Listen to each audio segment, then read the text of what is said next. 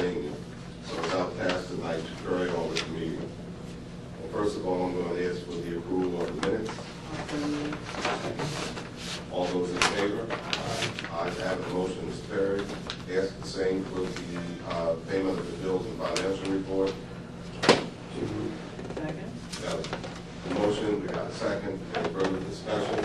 If not, all those in favor? Aye. Ayes have it, the motion is carried. And at this time, we will present to you Resolution R1 2017 Historic District Guideline presented for adoption.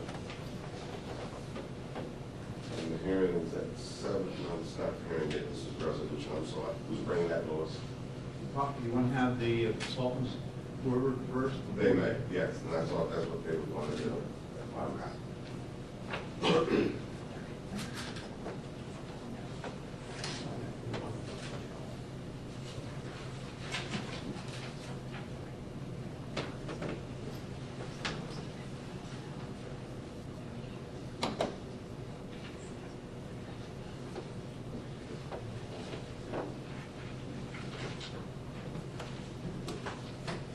Well, thank you for having us. I'm Philip Yoakum, and this is Candace Myruski from Commonwealth Heritage Group. I'm a preservation architect, and Candace is an architectural historian. We were tasked by Elkton with developing the historic design guidelines for the historic district. Pull that mic up over in that corner, just drag it, stick it straight up, and there you go. That helped a little bit. Sorry. So the design guidelines are intended to support the historic district and the historic district commission. Excuse me, sorry.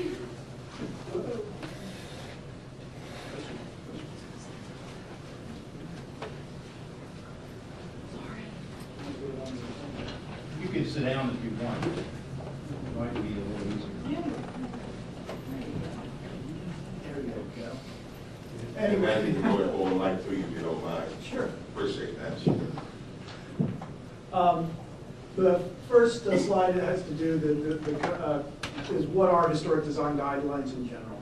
And the intention is for them to assist a community in identifying its historic resources and then to guide the design of those historic, of alterations to those historic resources or the any changes, and also the construction of new projects in a town. And this is in general. They would help with the permitting process in terms of explaining the review process and provide technical advice to homeowners or property owners in the town or community to assist them. And it's also a key thing is to foster and try to help the community, the residents and the property owners, just sort of in general develop appreciation for their history. And Elkton has a very strong and unique history. So I'll try this again. There we go. Yeah, you too.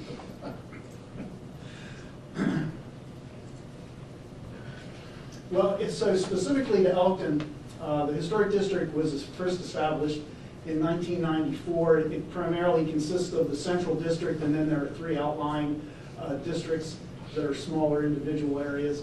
Then the Historic District Commission was seated in 2007. And the purpose of the district in Elkton is specifically, again, to enhance the quality of life and safeguard the historic resources in the town.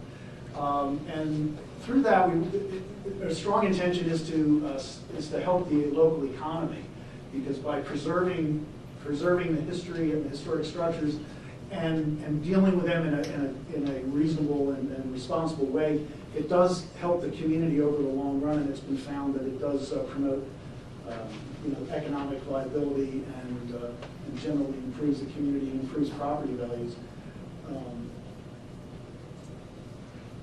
So the design lines in the case of Elkton are designed for the property owners to provide them advice on how to care for their properties and guidance on if they want to make alterations, how that would be done. And a big part of this is to provide both the property owners and the Historic District Commission with a basis to work from.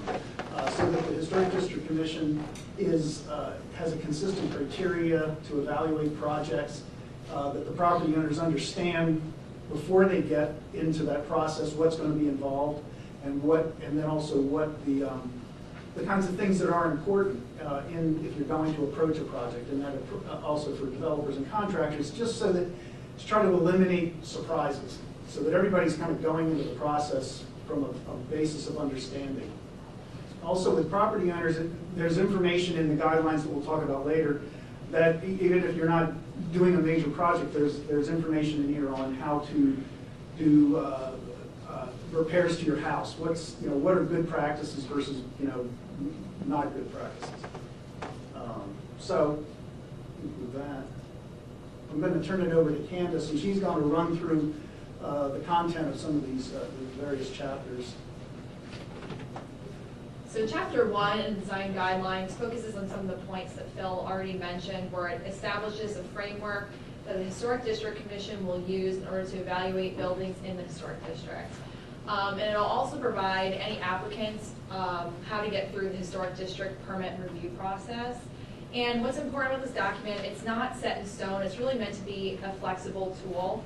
Every single project is going to have different aspects and going to be considered slightly differently. So we wanted this to just provide basic criteria and have it be flexible enough that it could be adapted to any type of situation. And most importantly, we wanted to have consistency throughout the review process. So that's why a document like this is really important.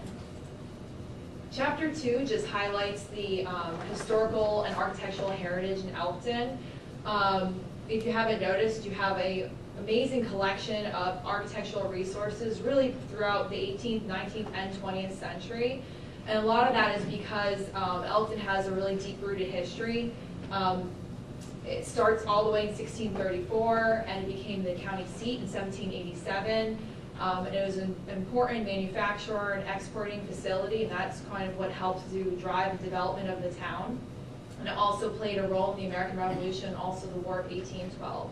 So there really is a lot to be proud of in Elkton in terms of its architectural heritage, and also a large task to make sure that these resources are cared for.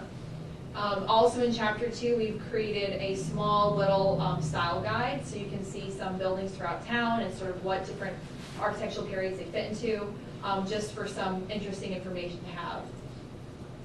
Chapter 3 gets into the actual specific regulations that exist within Elkton that enable the establishment of the Historic District Commission and the Historic District. So basically, any project going on within the Historic District has to be reviewed by the Historic District Commission, which is a 5-member board that will review the project about how well it adheres both to these design guidelines, but also to the Secretary of Interior standards for rehabilitation. And that is written into the zoning ordinance for Elkton, that they're supposed to follow the Secretary of Interior standards for rehabilitation.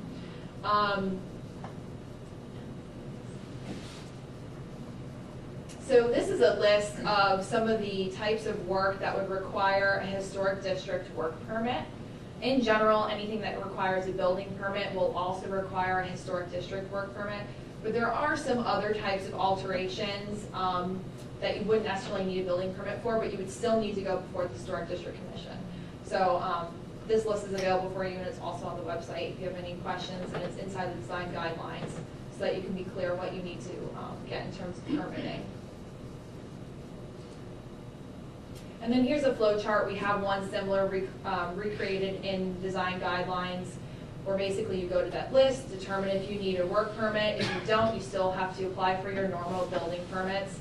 And if you do need a historic district work permit, you'll submit your application to the Elkton Building Office, and then you'll appear before the Historic District Commission at that point where your application can be approved, approved with conditions, denied, or continued. And after that process, also remember you still have to apply for your regular building permits as well.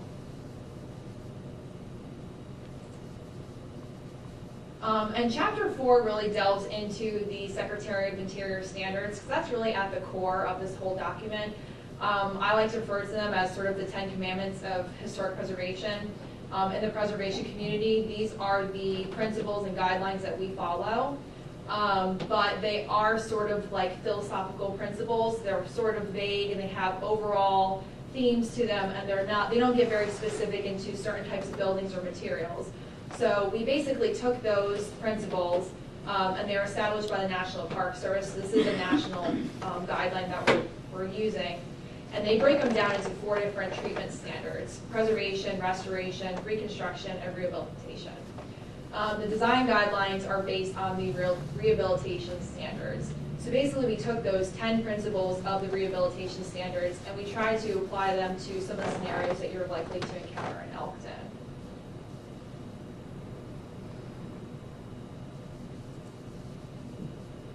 And then also in Chapter 4 we talk about, well, how do we apply these standards? So really the National Park Service advises to have a 4-step process. And the first step is basically identifying what are the most significant parts of this building, what makes it significant and special, and really honing in onto those specific characteristics and having that be the focus of your preservation efforts. So once you've identified those special features, the next step would be to make sure you protect them, maintain. Really a lot of what we talk about in the design guidelines is upkeep and maintenance of historic properties, because that's going to be your best way of maintaining the property and making sure it never gets to a level where it's so deteriorated that serious intervention is needed. But if you do need to go to that next step in repair, there are special considerations to take when you're repairing historic materials. And then finally, the most invasive level would be to replace materials. And there are certain standards of how you should create a replacement material, as in it should match the original in design, texture, material if possible. So those are sort of the basic 4-step process that we follow throughout this document. So here's an example of a page from the document. In Chapter 5, we delve into the specific recommendations for maintenance and preservation, and this chapter is for existing historic structures. So this is a sample page about shutters and blinds, and it talks about maintenance items, and if you need to repair your shutters or blinds, what steps should you take, and if you have to replace them, what would be an appropriate replacement for it. And Chapter 5 is broken down into the categories you see on the left. And we wanted to make this document really user-friendly, so you could simply go to the table of contents, pick out what your building material is or what type of architectural feature you're dealing with, and flip to that section to get that advice.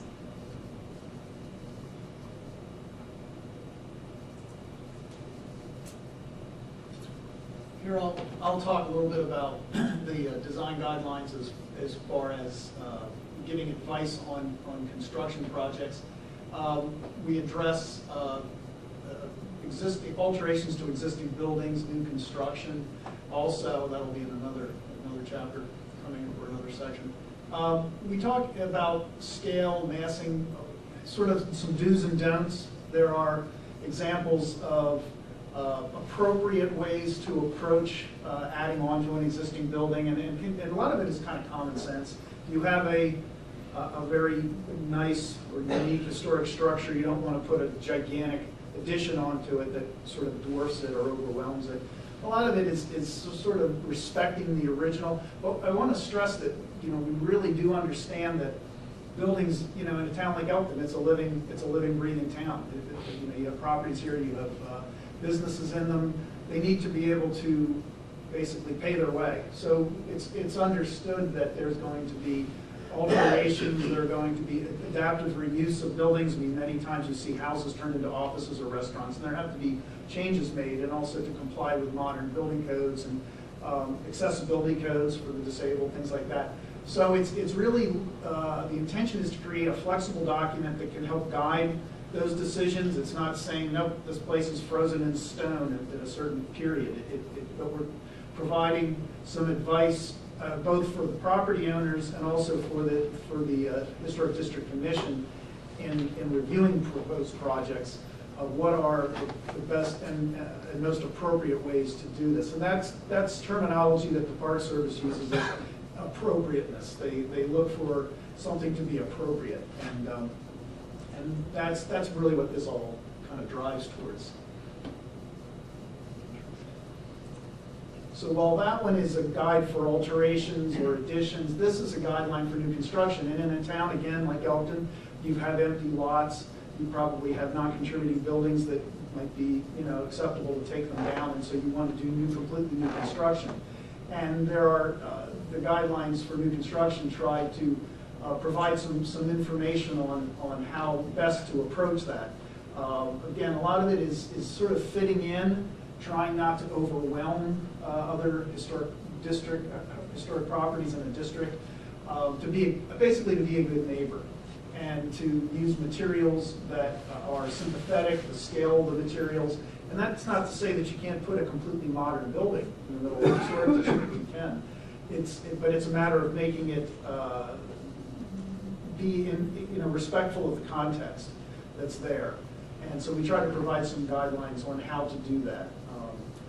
And a simple little diagram there shows, putting a new building, and setting it way back, from if you have a continuous row of existing buildings to respect that streetscape.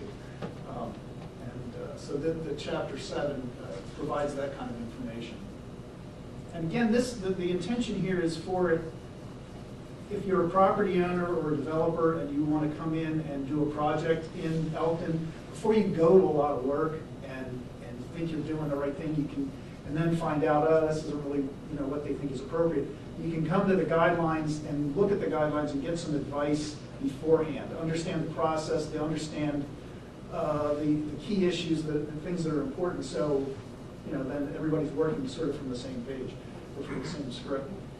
These are guidelines for storefronts, because this is an issue in a downtown like Elkton. You're trying, obviously, you have a commercial district and commercial storefronts, and so trying to point out some of the things that are appropriate and inappropriate ways to but without hindering commercial activity, which is really what we want to promote. That's the entire intention of this, is to promote commercial activity and to promote a thriving business community in this historic district.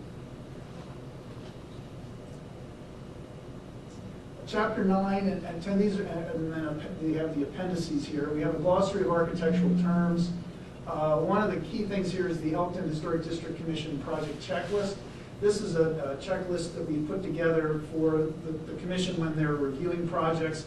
It gives some guidance on key issues to look at in reviewing a project, but it also, I think, could be very helpful to a homeowner or property owner who's either planning a project or intending to go before the commission to look at this and see what are the key things that they're going to be interested in. What are and have we met those criteria? We also have the information on the historic district work permit. So this is sort of some boilerplate stuff. And then, of course, the Elkton zoning district for the historic overlay zone and the town center district. And the sign ordinance. And the sign ordinance is, there's some overlap, because in the historic district we discourage backlit illuminated signs. But there are other requirements in the sign ordinance regarding size of signs, things like that. So there's a little bit of overlap between those two.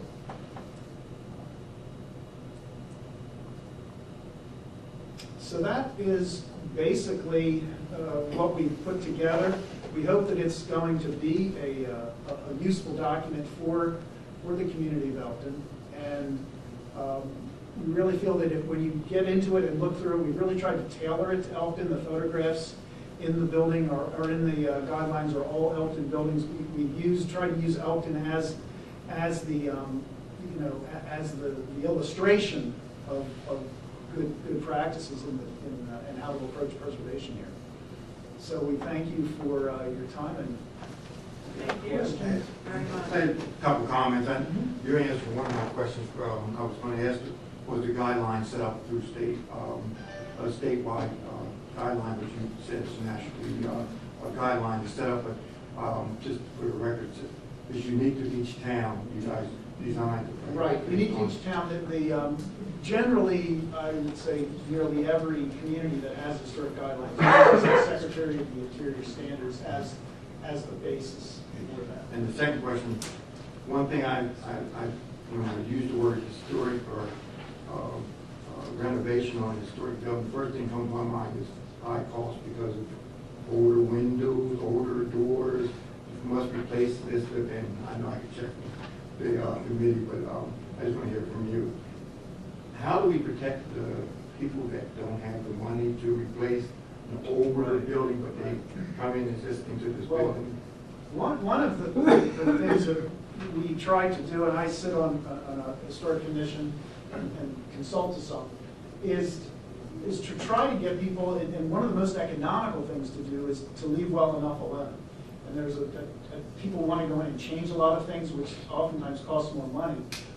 Key thing is windows, and I mean, if people need to replace their windows, they need to replace them, but oftentimes it's more economical and more appropriate historically to retain the old windows and repair them. But of course, there's a lot of advertising that goes kind of encouraging people to change things. So it's a balance, and that's the balance that the Historic District Commission has to work with. They try to be obviously sensitive to the needs of the community and the homeowner or the property owner. And most of the things that are required are not gold-plated. I mean, there are, these are, most of these homes were built by people with reasonable means originally, and so,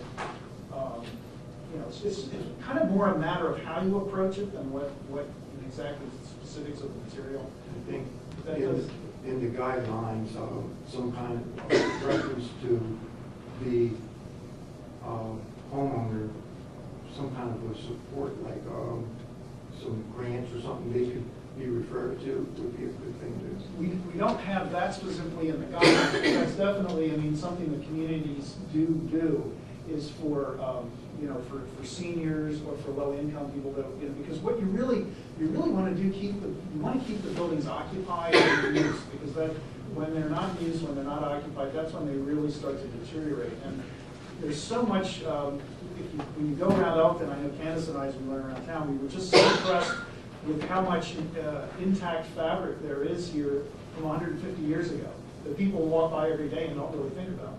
But it's there, and it's nice to preserve that. And You brought a lot of that tonight, to me. Yeah, oh, there is, and it's a great. So we're hoping that the guidelines, when people look through this, they start to kind of, it's a new appreciation of what's right in front of you. Thanks. Thank you. I'll just quickly add on to that. We do make certain allowances in the guidelines too, and I'll use vinyl siding as an example. As an instance of maybe you have, originally you would have had, frame clapboard siding, you really need to reside the house, and that's the primary concern. So there are exceptions you can make, and we'll say, okay, well, if you have to use vinyl siding, let's make sure you install it properly, make sure you have corner boards, make sure you don't embellish the windows to the original window profiles and frames that are showing, make sure you don't vinyl side over decorative verge board features and things like that. So there are ways that you can sort of use modern materials and make sure you use a scale and a profile and a treatment that is more appropriate for historic building. So we do mention things like that too. Thank you. There's a question in the audience. I just have a quick question. In your role as a consultant in providing these guidelines, have you seen other towns similar to Elkton in terms of size and where it is currently that have applied these guidelines and have made a nice transition in, say, over a 5 or 10 year period, that they really have taken effect? Yeah, I definitely can do that, and I actually consult to Norristown in Pennsylvania, which is a town that's, it's an industrial town, has some beautiful architecture, but right now it's sort of challenged economically. And so they're making the effort to preserve, to keep as much of it intact as they can, until hopes that things are turning around. And I think it does help that. Now, I actually sit on the Historic Review Board in Westchester, Pennsylvania, and in that town, they've been in operation since the early 90s with the Historic Review Board, and it definitely has made a big difference in the town. And there's resistance, but at this point in that town, it's been in place long enough that people sort of buy in and they understand the value of this because they see how it's helped preserve the value and the character, say, of their street.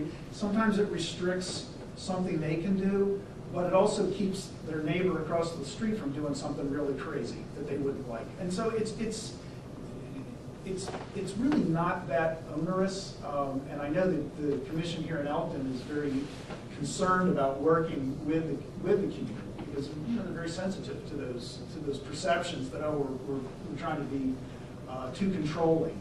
And but it's a lot of it is just education and awareness. And if you point out to someone, oh, you've got railings on your porch, and most of them are in good shape. It'd be better to keep those rather than rip them off and replace them with plastic. People say, oh, I never thought, I didn't realize that. And so it's, a lot of it is just education and sort of encouraging people to do, I wouldn't say the right thing, but just do something that's actually in their best interest. We just weren't necessarily aware of it. And a lot of things, if you're trying to, some things are completely reversible, like the color. If somebody wants to paint something, paint their house pink. I mean, I don't know how we feel about that here. But there's certain things, paint is something you can change.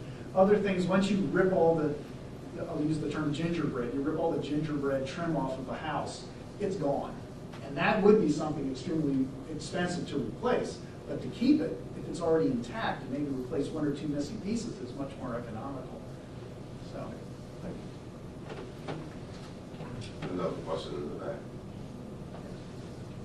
I've seen your report, and it's very impressive, and I want to thank you for doing it. And I'm a member of Trinity Episcopal Church, which is shown on your report. And I took the report into the church and showed it to them, and told them some of the guidelines that you have there, what they can do and can't do. So I found it very helpful, and I think if your booklet shows up at the various historical areas, locations around here, it will help people to know that. I appreciate that, yes, thank you. And it does, it's a matter of just making people aware of what they have and that they take for granted. Are there any more questions from the general audience? The Elkton Historical District Commission approved and recommended adoption of the design guidelines. Thank you very much. Yeah, I just wanted to say, we only looked at, chapter guidelines, but for anybody interested, it actually is a really fascinating read. It really is. It's extremely educational about the town of Elkton. And as you read through it, and the history itself that comes out makes you realize how important it is to have these guidelines.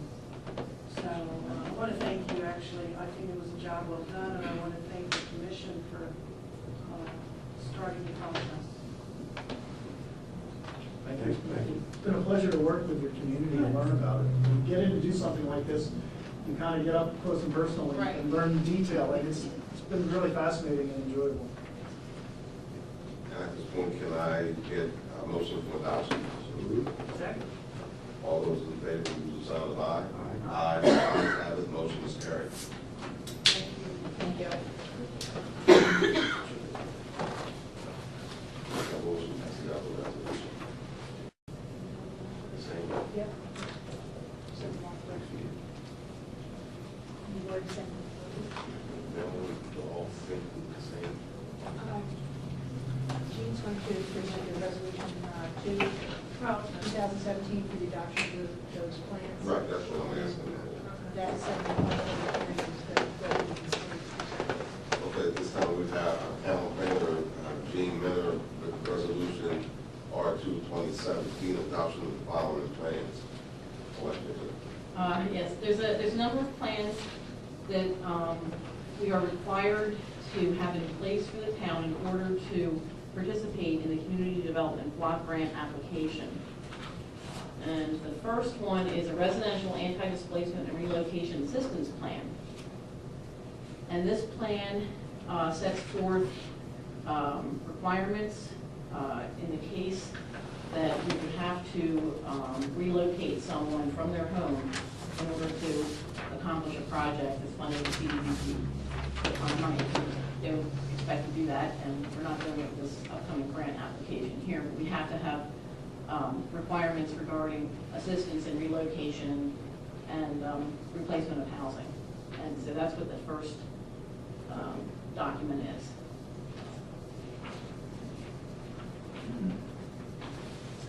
And these are documents we had adopted, I think it was 5 years ago, and they've expired, and so we're renewing them. All required to participate in this community development block grant application program.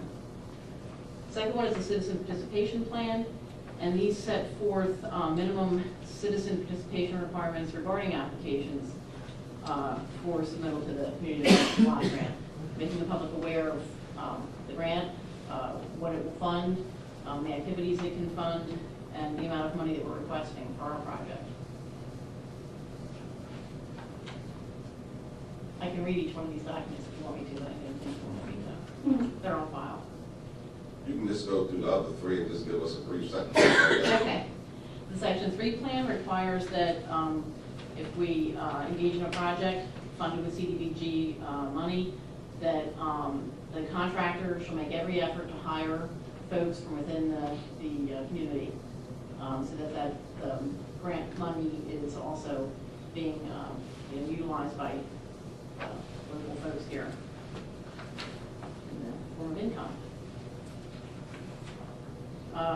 The next one is the Fair Housing, the Minority Business Plan, and that is requiring as a minimum to make good faith efforts to contract with minority and women-owned businesses. And the last one is Fair Housing and Equal Opportunity Plan, which discusses that the town will promote and encourage fair housing choice to all its residents, and that we will prohibit discrimination in the sale or rental of housing, discrimination in housing financing, and that sort of thing. So in a few words, what is a minority business? I know what businesses are, but that terminology minority precedes. Minority business would be a business that's owned by, I believe, a non-Caucasian person or a woman or a business. Okay. Any questions? Gene? Anything to add, Dean, before we take? All right, can I get a motion for the adoption of the following claims that you just mentioned? Second. Properly moved and second. All those in favor, use the sign of aye.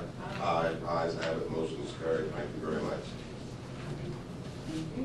Thank you.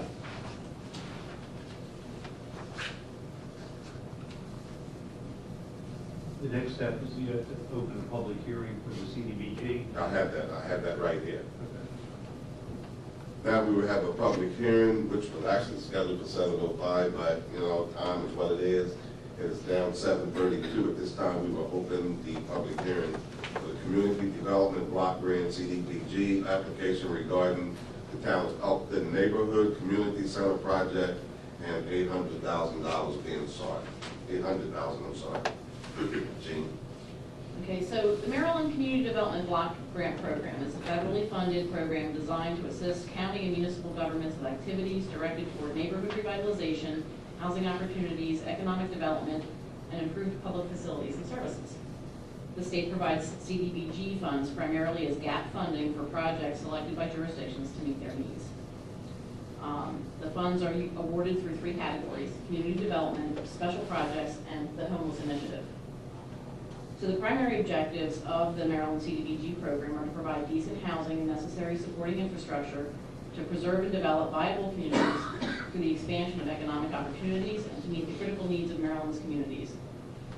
The Maryland CDBG program provides public funds for activities that meet at least one of the following national objectives as required by Title I of the Housing and Community Development Act of 1974 as amended, Community Development Act of 1974 as amended.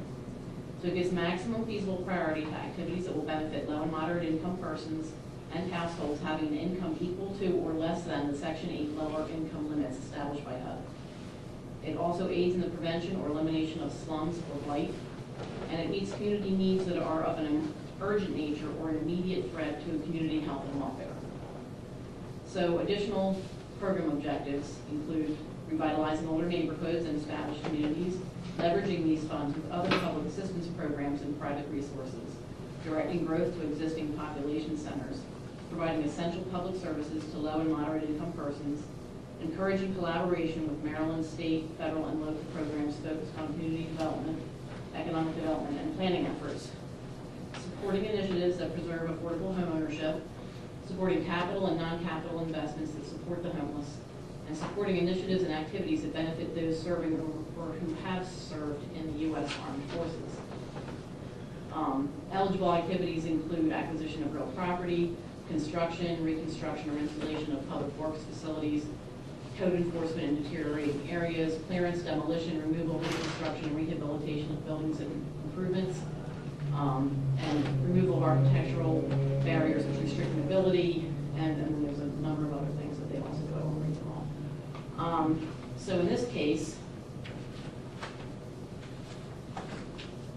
sorry, it's 3 pages long. In this year, state fiscal year 2018, the state of Maryland anticipates receiving an award of $7,205,995. So that is broken down to the following categories. State administration, $244,120. Technical assistance, $72,060. Community development, $4,728,017. Special projects, $1 million. Homeless initiatives, $1,161,798, for the total of $7.205 million. So the town of Elkton has, for many years, wanted to construct a neighborhood recreation center.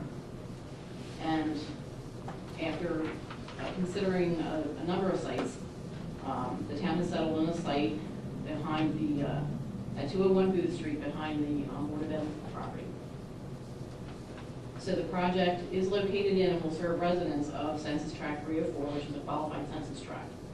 That census tract 304, which runs from Elkton Road, and it follows both creeks down to the point. That area there is 61% low mod income. So we need the criteria for the grant for that. The proposed building will include gymnasium space suitable for indoor sporting events, classroom spaces for dance, and a wide variety of programs offered by the Elkton Department of Parks and Recreation. The building, along with parking spaces, will be constructed on 2.3 acres of property currently owned by Cecil County Board of Ed. The town of Elkton has been working collaboratively with Cecil County Board of Ed and Cecil County government to acquire the property to be simple. The town intends to construct the building at this point in time with design build, as opposed to design and then build. It will be design build with one contractor. $800,000 is the amount we're requesting. You said, are there any questions at this time for this hearing coming from anyone in the audience? And if you do, you will be recognized to speak on that. Any from board members? None. This hearing is closed at 7:39. Thank you very much. Thank you.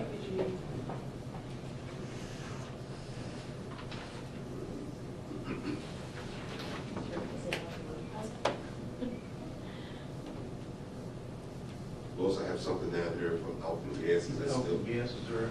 Yes. Yeah. Oh, I'm sorry, I didn't see it. Glad to have your presence. Elkton Gas, Washington Avenue Gas Line Installation Overview. It's Polly Weaver. Wherever I know it was either one. I got the one that you got. And right now it is 7:40. Hi, my name is Polly Weber. I'm from Elkton Gas.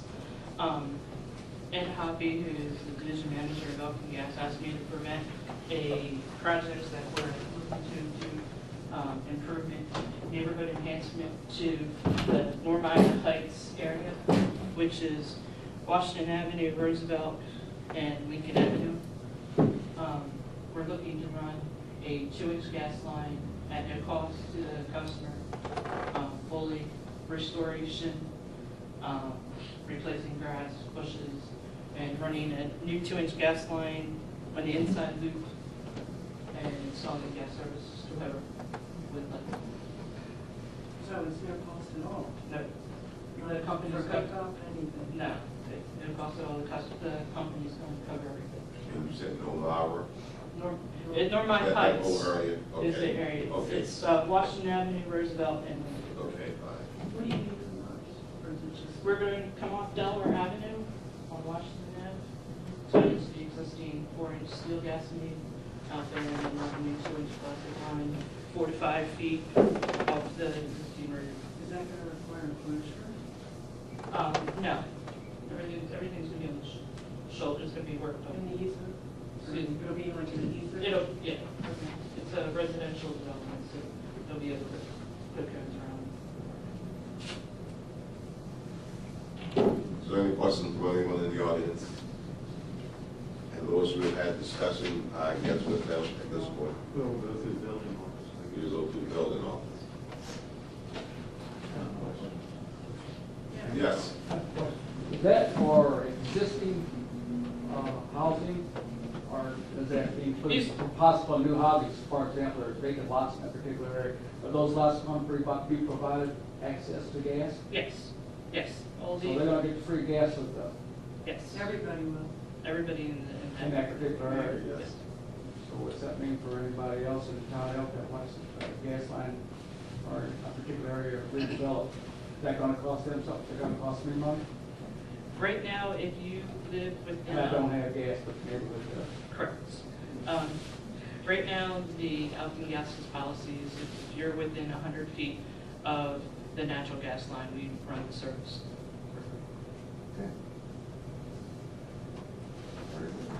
Any other questions? Thank you very much for Thank coming. you. And Ms. Eaton, will you choose?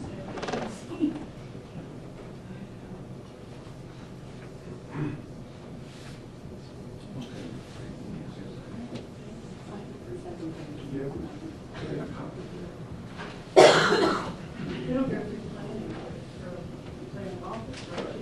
What's that? We need the board to vote on resolution R3.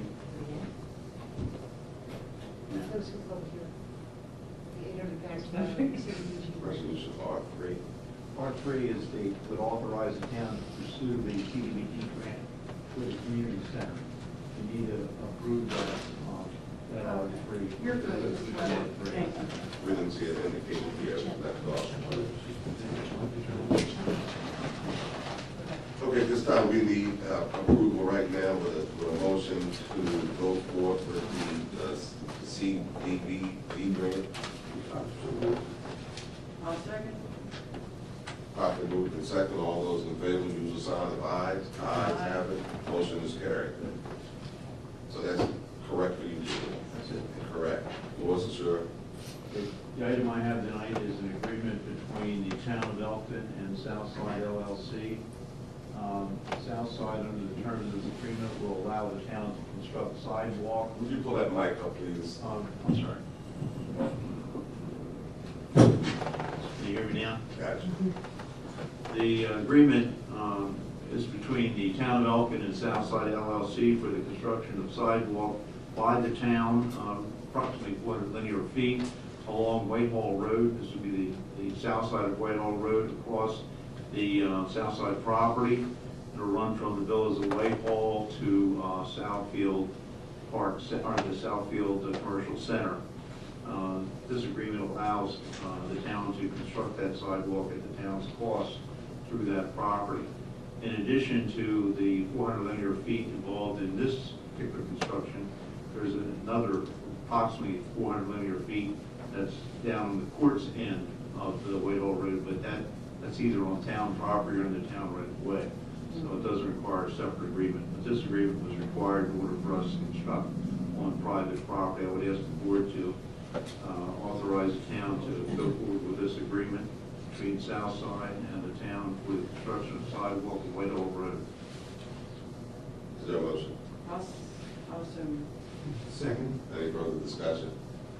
All in favor, use the sign of aye. Aye. Ayes have it, motion is carried. That's it, thank you. Thank you.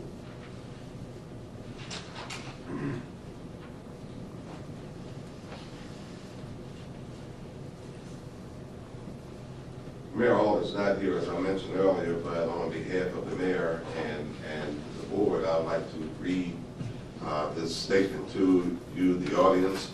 It says the town of Elkton fiscal year 2018 annual budget, notice of public hearing. The mayor and commissioners of the town of Elkton will hold a public hearing on Wednesday, May 24th, 2017, 7 o'clock at the Elkton Municipal Building here at 100 Railroad Avenue in the town of Elkton, pertaining to the FY 2018 annual budget in conformance to the charter of the town of Elkton.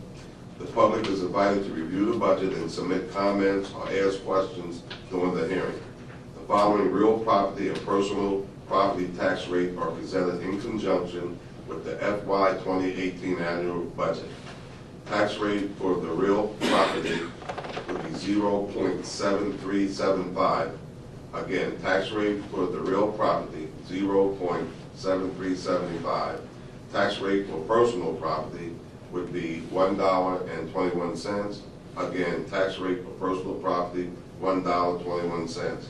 Water and sewer rates shall be those rates established by the code of the town of Elkton, Title 13, Chapter 13.04, Section 13.04.290. A copy of the proposed FY 2018 annual budget shall be available to the public at the Elkton Municipal Building, 100 Railroad Avenue, Elkton, Maryland, and online at www.elkton.org on or before May 19, 2017.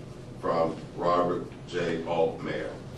And with that, Earl, do you have anything to bring to the table tonight? Just one comment.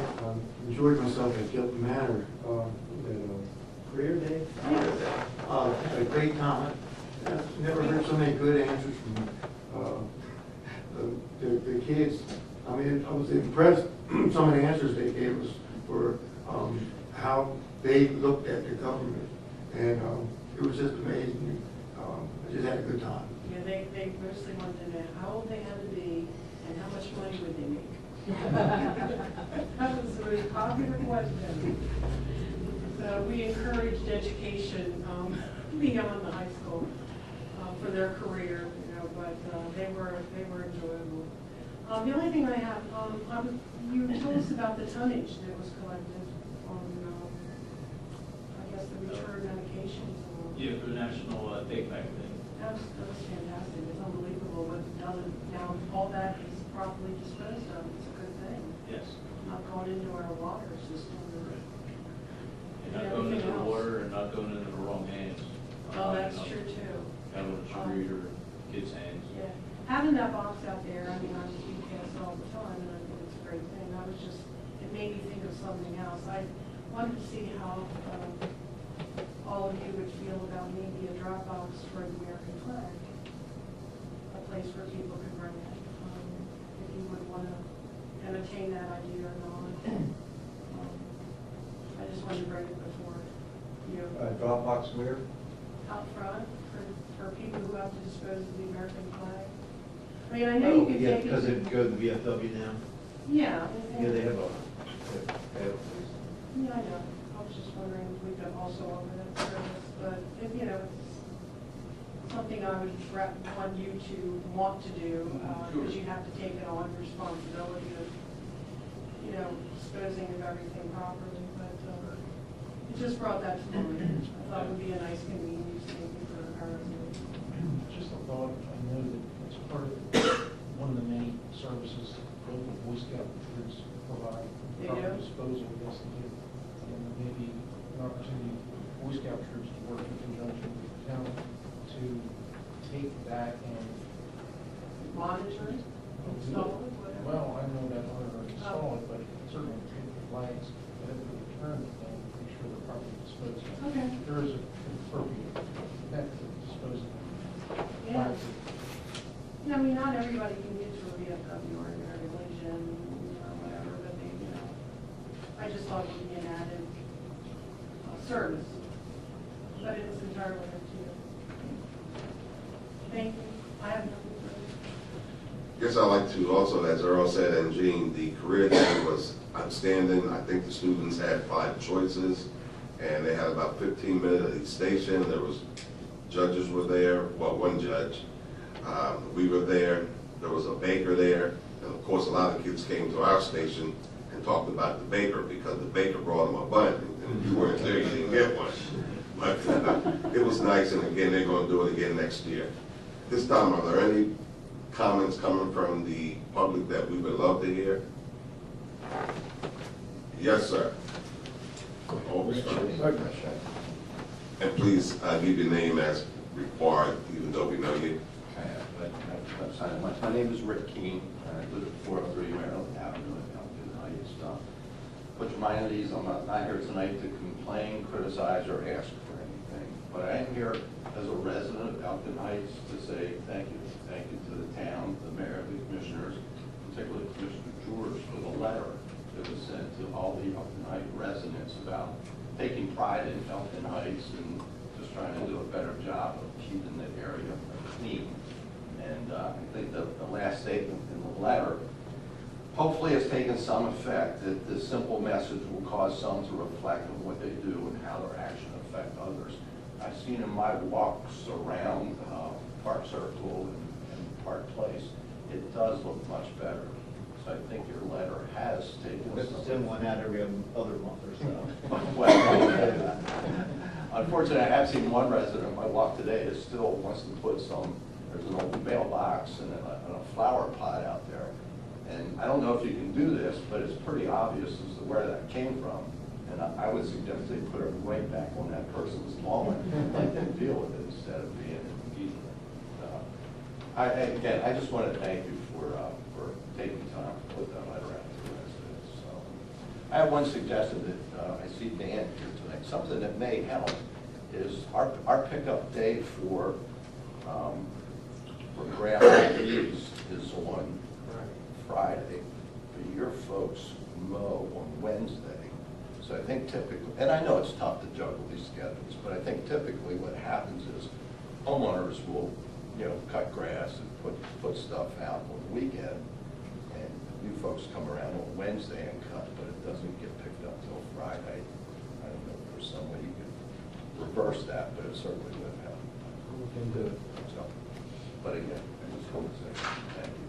Very, very timely and very appropriate. Thank you. It's always good to have good commentary to come to the meetings. Yes, sir. Again, just on what Rich said, want to thank Lou for the expediency of the letter that went out. And I've got feedback from some of the residents who live in the circle that the letter was very well written, professional, and hopefully they're going to read it and it's going to take effect. And I think, as Rich said, it's already taken some effect. Thanks again. And that makes the mayor and commissioner look good on your style of penmanship. Lois, we want to thank you. Thank you. Since we argue for our day-to-day activities, and we're very gracious. You like that, you got a smile on your face. Are there any others before we? All right, meeting is dismissed at this time. Thanks for coming.